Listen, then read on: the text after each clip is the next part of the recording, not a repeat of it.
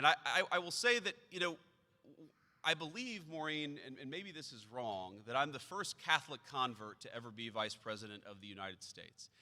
And I appreciate that.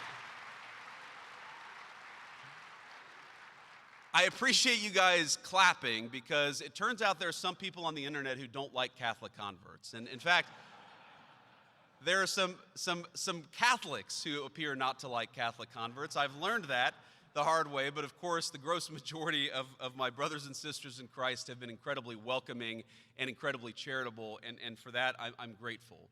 And I wanted to just reflect on that, on being a Catholic, and particularly a Catholic convert in public life, in the hopes that maybe it would provide some wisdom or some guidance or maybe just some interesting stories for those of you who are enjoying your breakfast. And one of the things that I try to remind myself of as a convert is that there's a lot I don't know. When I was a kid, we used to call new converts to the faith baby Christians, and I recognize very much that I am a baby Catholic, that there are things about the faith that I don't know, and so I try to be humble as best I can when I talk about the faith in publicly, because of course I'm not always going to get it right, and I don't want my inadequacies in describing our faith to fall back on the faith itself. And so if you ever hear me pontificating about the Catholic faith, please recognize it comes from a place of deep belief, but it also comes from a place of not always knowing everything all the time.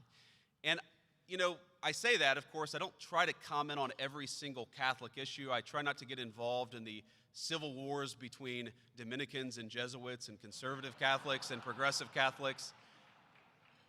But as Michael Corleone said in The Godfather, sometimes they pull me back in.